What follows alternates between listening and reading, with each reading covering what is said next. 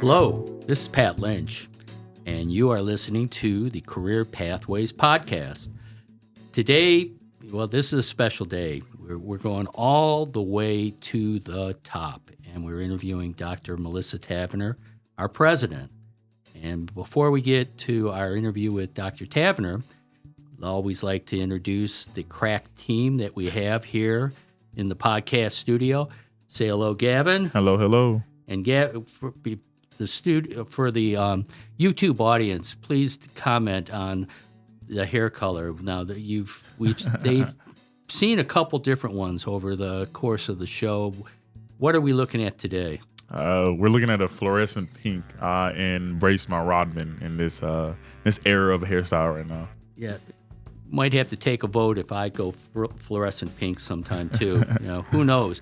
And then, as always, in the background but always present is producer Jayson Nichols. Say hello, Jayson. Hey guys, what's up?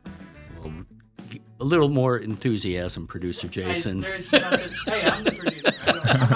Yeah, he's got. All of a sudden, he's going to start putting I don't need to be flamboyant with my. He's going to. Excellent. Well, hello, Melissa. Hi. How are you guys? Oh, good to be here. Yeah. Oh, this is great. It's always good. First time in our studio, and so you get a chance to see everything and all configured. We always start out asking everyone to just kind of tell us about yourself, kind of where you're from, where you went to school, and kind of everything that took you to where you are today as far as coming here to Lyon. Okay. Thank you all for the invitation to be here. This is a pleasure. Yeah. My name is Melissa Taverner. I am originally from Virginia. I'm a native of Danville, Virginia, which is right on the North Carolina border.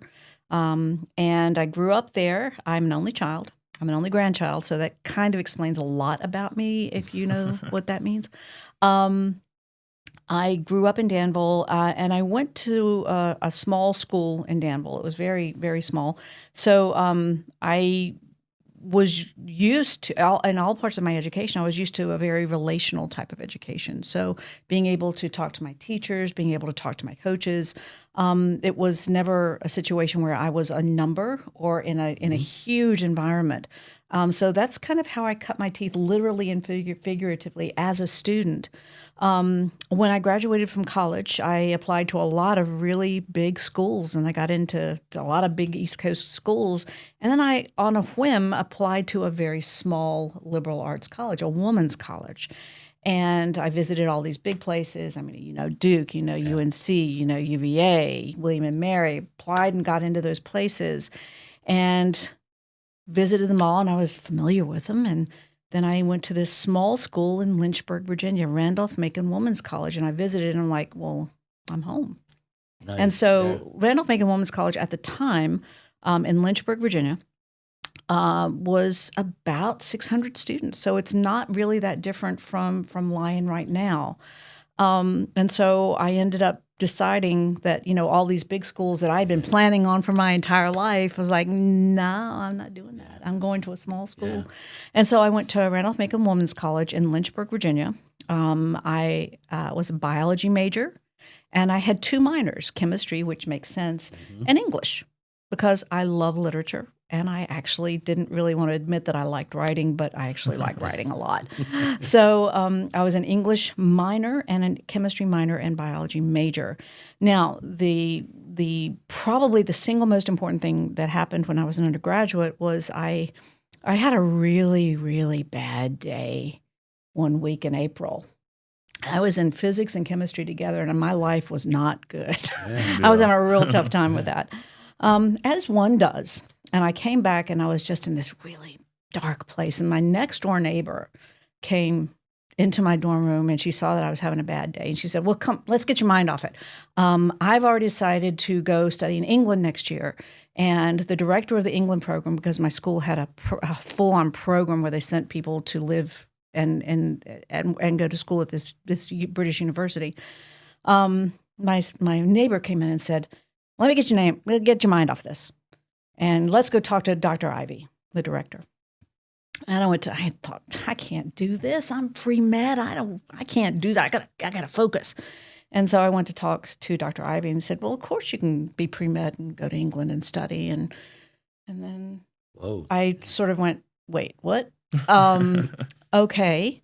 And sort of I thought about it and I thought, well, maybe that's what I need to do. Maybe I need to just get a change of scene, get out of my head, realize the things I really want to study. And so, only child here, went back home and said, Ma, yeah, I want to go to England. And they're like, what? What are you talking about? I want to go study in England for a year. And my parents, to their great credit, said, all right, we'll make this happen. And so I signed up and was accepted into the Reading program. It's in Reading University, which is about 30 miles west of London. And so I went to Reading, and they had signed me up to take, as a biology major, I knew I had to continue taking biology courses. And so in addition to the liberal arts courses that were run by my college, I took 2 biology courses. One was microbiology, and the other one was botany. And microbiology, it changed my life because I'm a microbiologist by training now. I'm a virologist by training. But that was when I first encountered it, and I'm like, I'm there. I'm done. And the whole pre-med thing, like, nope, don't want to be a doctor. Really don't really want to do this stuff. And so that was important. It was a really intense course, and boy, we were in labs so much, and I loved every minute of it. And that's all she wrote. And I would not have done that had I stayed in Lynchburg. Yeah. I wouldn't have found that opening.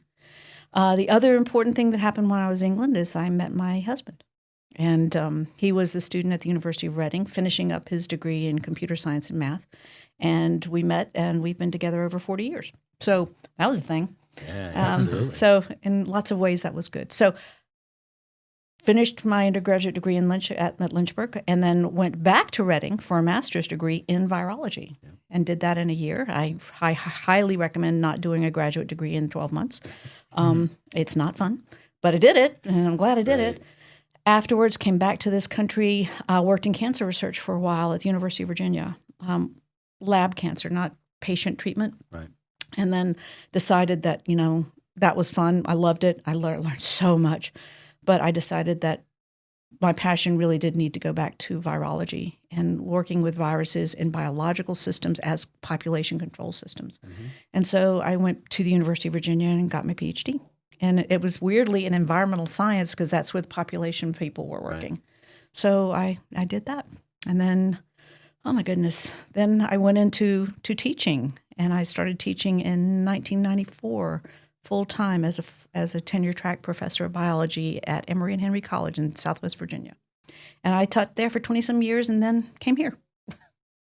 Whoa, I did a lot of stuff, a lot of different things as an undergraduate instructor. Yeah. Here, can we take a second? So I just wanted her to finish. I want to move these microphones, actually. Okay, yeah. I just want to move them a little bit. Okay. The camera was set.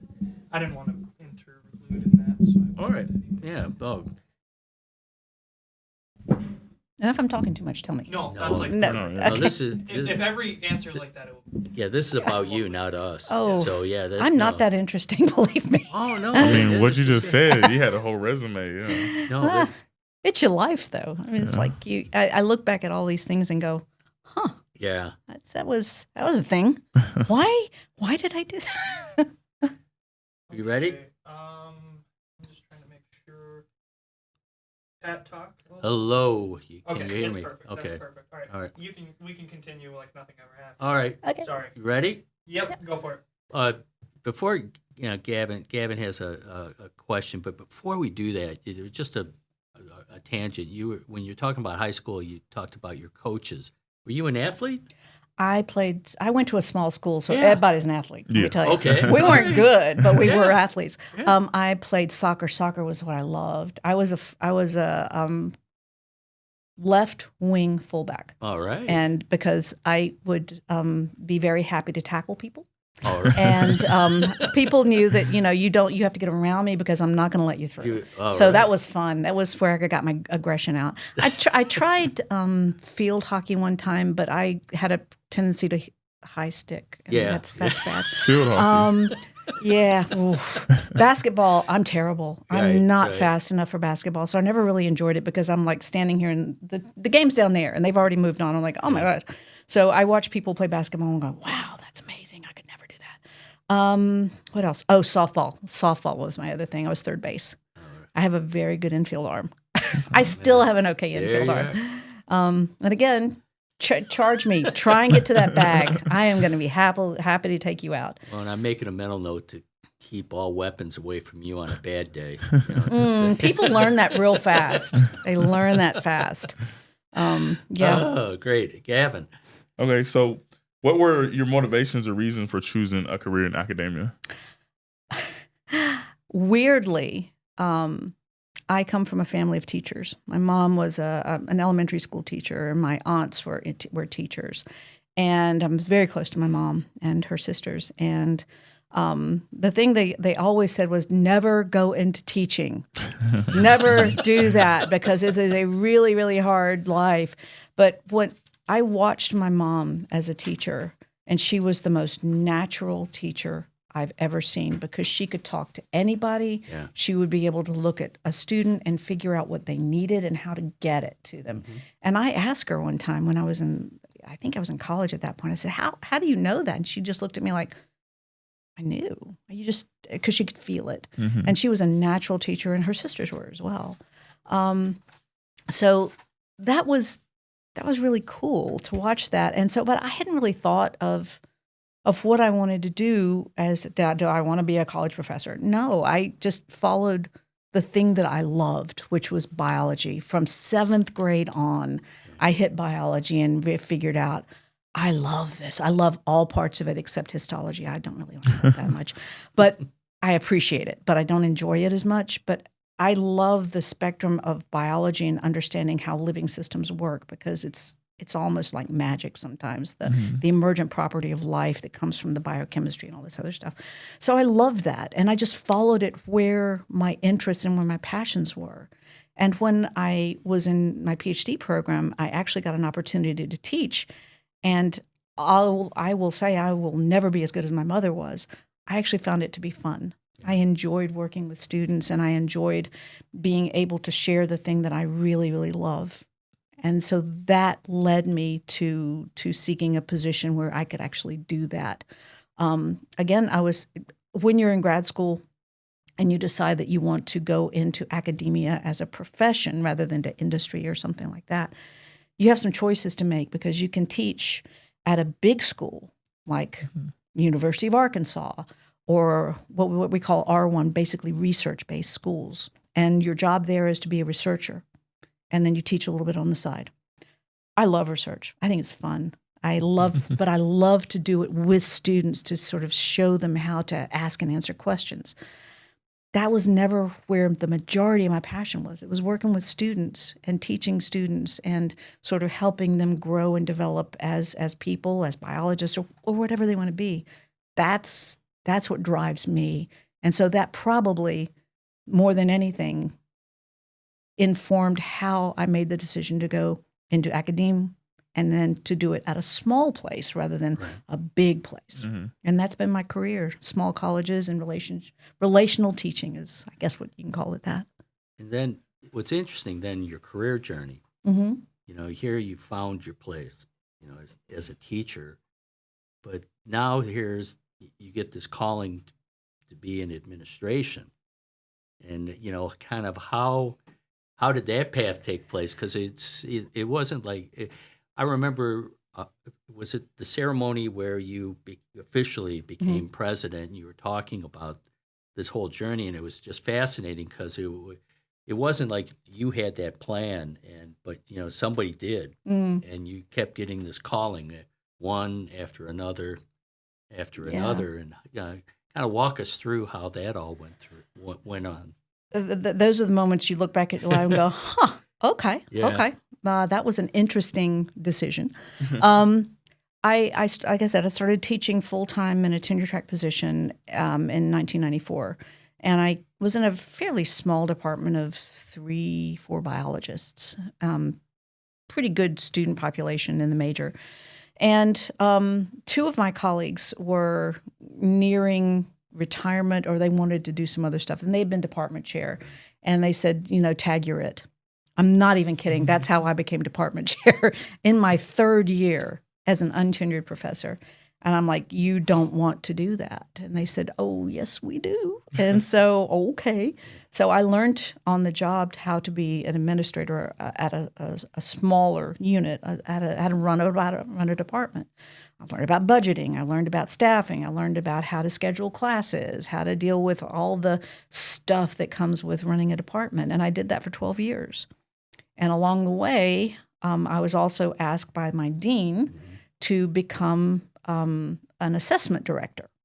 And, an academe, there are camps that view assessment as, hey, that could be useful, or I'm never doing that again because it makes no sense to me. My job was to create the culture of assessment so that we could continually look at quality, student outcomes.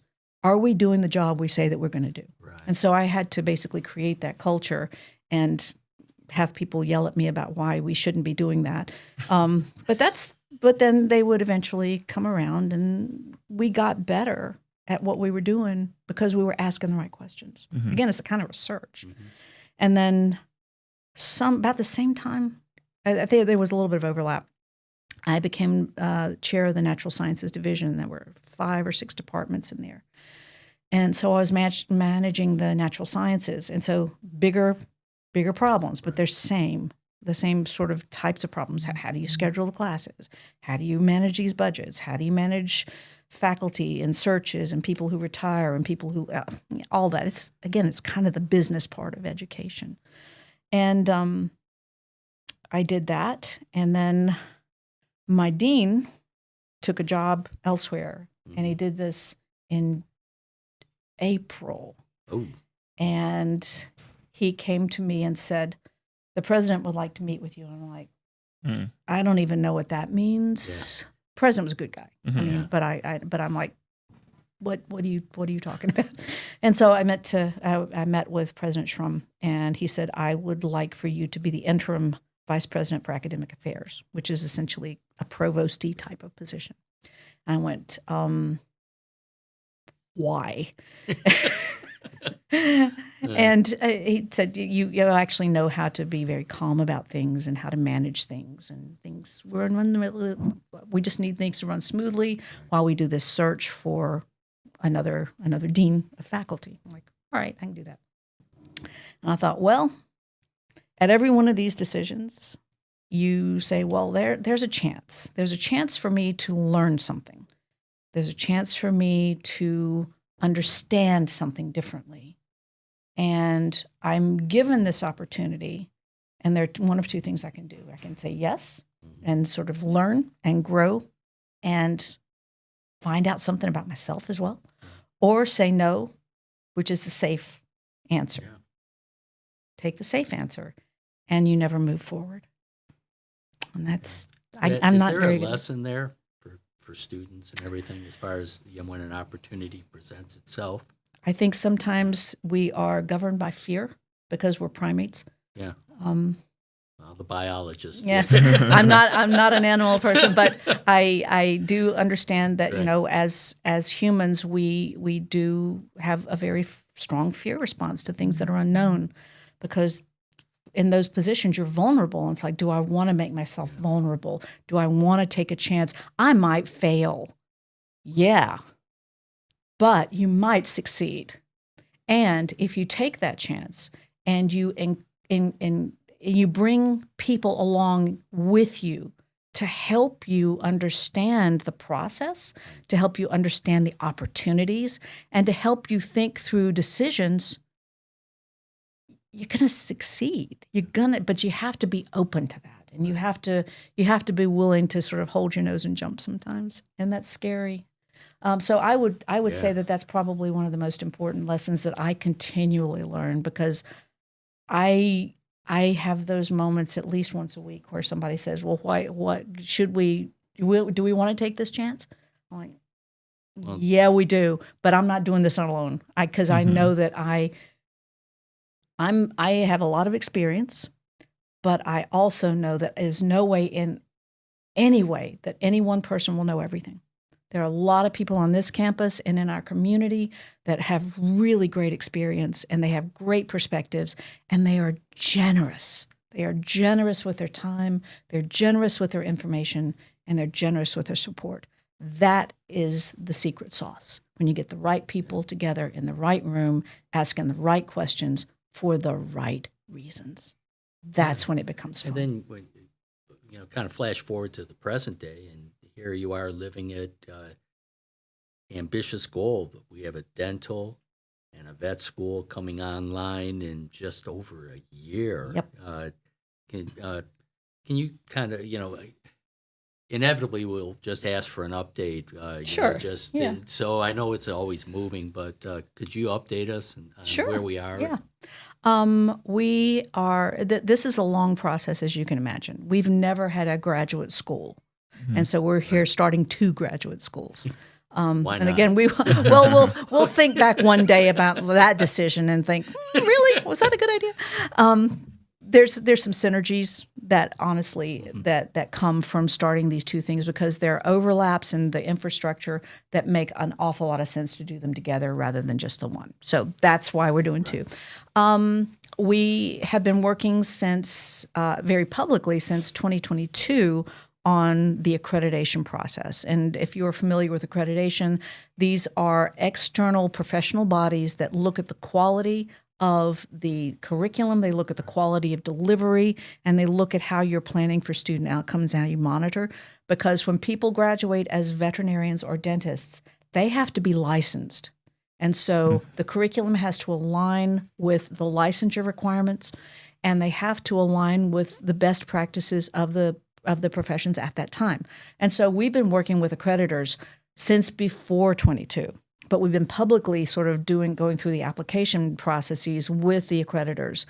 On the dental side, the council, I think it's Council on Dental Accreditation, CODA, is the accreditation arm of the American Dental Association. We submitted our initial application for accreditation in May of 23. We heard back from them about their response to our application in October. We then responded to their questions by the end of December, and then we got a response back. It's April now. It must have been in mid-March or early March that we now have a site visit scheduled for September of this year. So that's a year and a half out from the application. The application is about 3,000 pages. Oh, wow. It's a thing. That's crazy. And all props to the folks here who have been working on that, particularly Christy Price. I mean, my Lord, she has wrestled that sucker to the ground. And a lot of people on campus have worked really hard to put together this application. And so we have a founding dean, Dr. Burke Soph. He is a long practicing dentist, and he's brought in a number of folks they're all helping to sort of get us ready for that visit. We're getting ready to go into visit prep. Not even kidding. We're practicing what we're going to be talking about with CODA so that we can make sure that we understand as the people who actually have the school. So that's good. Those are huge milestones that we've been able to meet with them. On the vet side, the commission, I think it's commission or council. They're both C's. I forget the COE, the Council on Accreditation for the American Veterinary Medicine Association. That's the vet side. So those guys, we put in our self-study last September. We had a consultative visit in November, I think. They came with members of COE came and they interviewed us. They interviewed our founding dean, Dr. Eleanor Green, and her staff folks, and we got some good feedback from them. And so we should hear finally from the COE's visit that occurred in March. We should hear any day now how that went. We already know what they said. They said, yeah, good. But then we'll be able to go ahead and request a comprehensive visit. And we think that's probably going to happen in January or February of next year. I say that with no real data to back me up. Mm-hmm. That's about how it normally works. So The accreditation processes, it's a long slog, but it needs to be because these are healthcare practitioners and we want to do this right. So it's going well. It's just, you just think, well, okay, next step. It's basically it's a marathon, just step after step after step to make sure that you're doing it right. What about plans as far as here in Batesville with our campus? Because we got some interesting things going on here as well. We sure do. We if you've never been to Lyon College, we are a relatively old campus. I mean, this campus became Arkansas College, which it started in Midtown. Midtown. It sounds so grand. Midtown Batesville, in the late 19th century, and we moved here, but the traffic. We got a stoplight. And we're like, oh my gosh, what are we going to do? So we moved. Arkansas College moved to this current campus in the mid '50s, and so we have an older campus, and an old campus needs a lot of love. And so we've been sort of renewing our efforts to do some upgrades, some renovations. We have 2 existing dorms that have been completely renovated. They will be open for occupancy come July 1. They'll be ready. We've renovated some of the apartments. Those are ready actually right now. They're completed. At Sturbridge? The Sturbridge Apartments, yes. Yep. Sturbridge Apartments are in great shape. Yeah. We have recently renovated what used to be the pool room in the back of our gymnasium, Becknell Gymnasium. It hadn't been used as a pool for quite a while because of many technical problems. And this well, you know what? How about we just make it something else? And so now the pool is a big pot of concrete with a nice wood floor over the top of it. So it's basically going to be a recreation center for students. It can be used occasionally for practices and things as an overflow, but the intent is so that students have a recreational space. So if you're an off-season athlete or not an athlete at all, you've got a place to go play basketball or pickleball or something like that. So it's a good event space too. Well, I guess I'm up next. So I guess we're going to jump. What is your vision for Lyon College? Is there anything that you are wanting to happen? You have to happen. It has to happen. Yes, I want Lyon to be sustainable, both financially and academically, and that means continually re-examining what our mission is, and our mission is very, very important to us because mission drives everything. And the mission of the college, and not that we all have to recite the mission statement or anything like that, it's that we are a primarily residential liberal arts institution, primarily for undergraduates, with some select graduate programs that would include the dental and the vet, as well as the MAT, that's our first on-campus graduate program. I think that we are looking at the addition of more graduate programs. What we're trying to do is find out how can we serve students. What do students need when they come to college? What do you hope to accomplish, not just while you are a student at Lyon? What is your trajectory going forward? Now, if we're honest, we come into college as an 18-year-old. We may have an idea, but that could change 17 times. You know what? That's awesome. That is music to my ears, because as you change what your career trajectory is, that means you're examining anew the things that are important to you. What interests you? What is important to you when you're living your life? And it goes even deeper than that. How do you figure out what it means to live a good life? Which is very liberal artsy, because a lot of questions come from that. Being able to be a part of that growth process for students, like I've said, that's incredibly important to me. But I think it's missional for the college. It's helping you figure out who you are, what you do, and how can we help you get there. And so curriculum is going to be a part of that. And so one of the first things that was added when I came on as provost, because I came here first as a provost and dean of faculty, was exercise science. because that is a huge growth industry in the world, and being able to provide that type of curriculum and the career options that come out of there for people. We have a lot of athletes on campus, and a lot of athletes want to stay involved in athletics post-graduation. That's one route. It's not the only route. We have plenty of athletes that go to med school, they go to law school, they become entrepreneurs, they do all kinds of things, but that's another option. And being able to provide people that career path that they can sort of marry with the things that they're fascinated with right now, that's very cool. So that's my vision for Lyon, is that we continue to be responsive to the needs of our students, but also responsive to the needs of our state and our region, because the people who graduate from Lyon are inevitably leaders. They are leaders, they're movers, and they're shakers, and they make their communities better. And that is gravy to me. It's like, yeah, that's why we do this.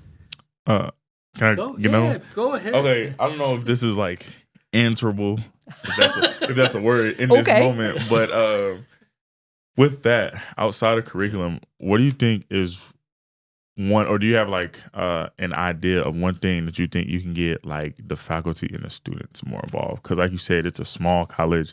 Everybody knows everybody, but me personally, I still feel like there's some like cliques and groups that like stick together and they don't like branch out. Is there anything that you've been like plotting or scheming? That's I would love to plot and scheme to figure out how to address that.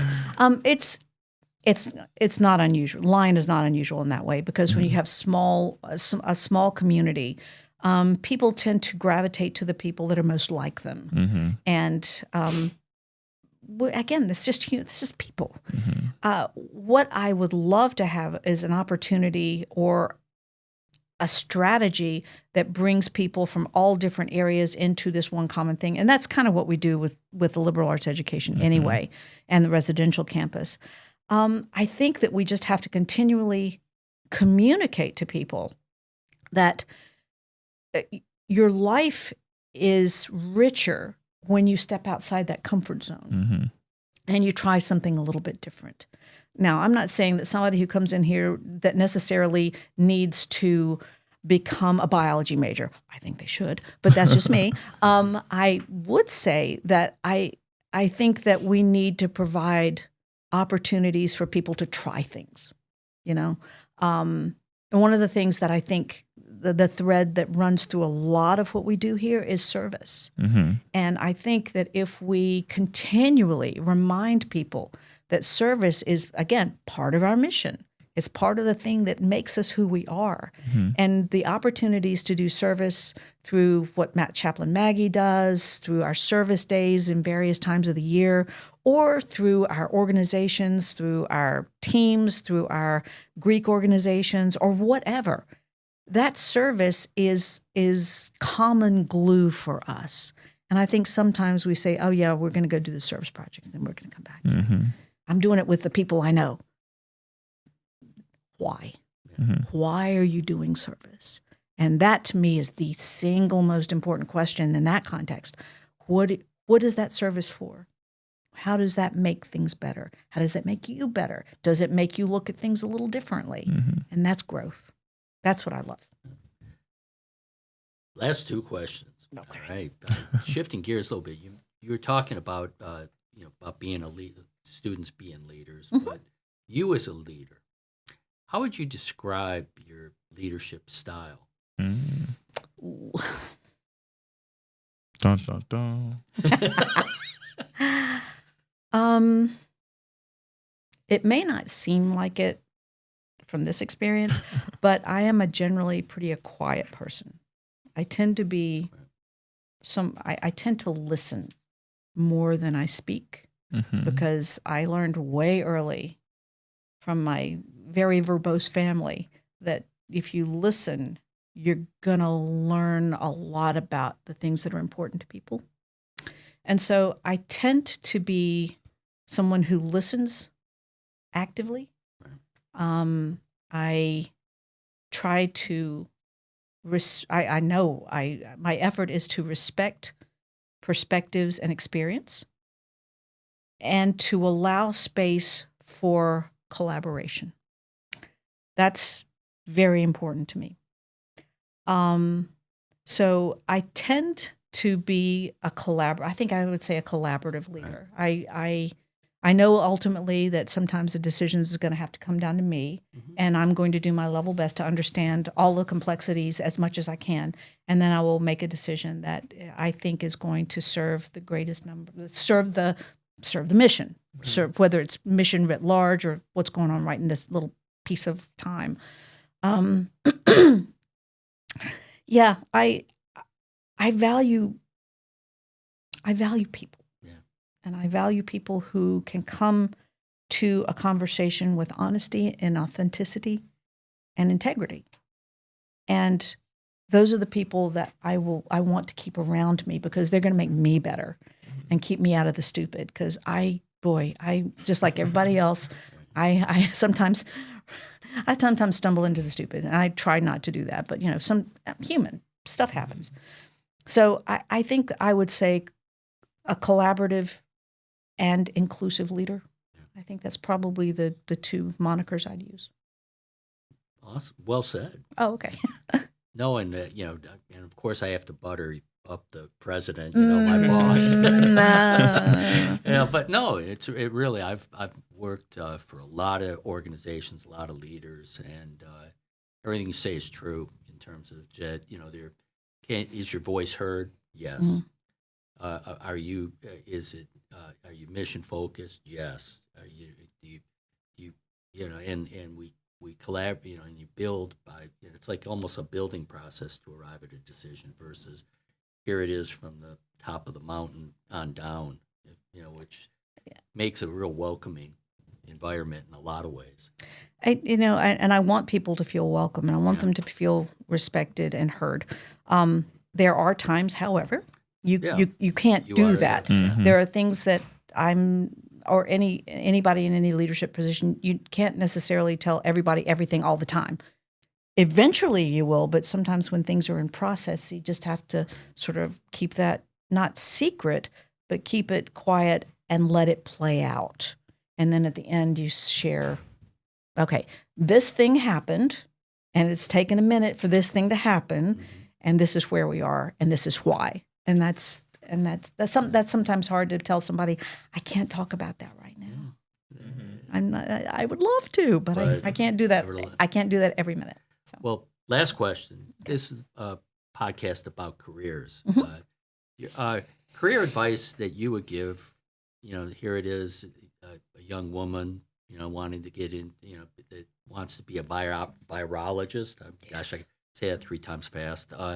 But, so as far as your career advice, as far as, education, research, college administration, there's a lot of areas that you've gone in. It doesn't seem like it was like you had this all mapped out at an early age that this is exactly what I was going to do. So nope. Nope. Oh yeah. So with all that, how what kind of advice would you give to students listening to this about follow any career advice based on your career? Wow. I would say that I have loved everything I've done. I still love teaching. For the past few years, since I've gotten here, actually, I've taught a year 1 course, mainly because it reminds me of why I do this other stuff. So I've loved teaching. I've loved those relationships that I've been able to form with students. And I still watch how my former students are doing the things that they do, and I'm so proud of them. They're so awesome. I would say that those, as you alluded to before, that the decisions I've made in my career, I've not taken any of them lightly. I've had an opportunity, and I've thought really long and hard. And that's the other thing you need to know. I will overthink anything for you all day, every day. I will overthink. But sometimes that's good because it means I'm going to look at things from a wide variety of directions. I've been given opportunities that I never saw coming. And I said yes. And because for the reasons I said before, it's an opportunity to not just do different, but maybe to become more, whatever that means. I have had colleagues in higher ed that have mapped out their careers. Right. They've said, I'm going to go to this undergraduate school. I'm going to go to this PhD program. I'm going to teach in this way. I'm going to teach and then go to another bigger school. And then I'm going to go to another bigger school. And then I'm going to become an administrator. And then I'm going to become a provost. And then I'm going to become a president. No, that was not me. It was like, okay, this makes some sense for me right now because I have grown to the point where I can see that. I would never have imagined myself doing that. Yeah. Never. Nope. Not a tradition in my family. I mean, my family were elementary education people. The higher ed is a different world. Right. Not a bad world, just a different world, right? So I say just if whatever your career path, whatever you think your career path is, first of all, be open, be brave, and be prepared. One of the most important things you're going to find when you've graduated and you look back, it's like, gosh, I am so glad I had an access to somebody that taught me to write as well as I write. I am so glad that somebody forced me to get up at SCARF and give a research presentation. I'm so glad I did that. I am so glad that Pat over here basically hounded me until I took that internship because I never thought I would do fill in the blank. Listen to the opportunities, prepare yourself, and jump because you're going to be okay. If you got good people around you, you're going to be okay. I cannot think of a better way to end this. Thank you so much, Melissa. It has been my pleasure. Thank you both thank you all. This has been fun. Well, I hope it wasn't too much. No, it was perfect. And thank you for listening to the Career Pathways podcast. Before we sign off, say our farewells. Gavin Brunson. And Nichols. And this is Pat Lynch. And again, thank you for listening. We always close with the burning question, where can you find the Career Pathways podcast? And as always, the answer comes from producer Jayson. And the answer is? You can find the podcast on 99.97% of streaming platforms or anywhere that you can get your podcast. It's the same number that gets killed, the same number of germs that get killed with Germans. And now we have a virologist in the house, and so it's music to her ears. But that selection pressure is selecting for the resistance. So that's what you got to worry about. We'll have to. We might have to modify our closeout. But thank you again, Melissa. My pleasure. Thank you, guys. Hope you keep listening, and thank you again for listening to the Career Pathways podcast. Bye.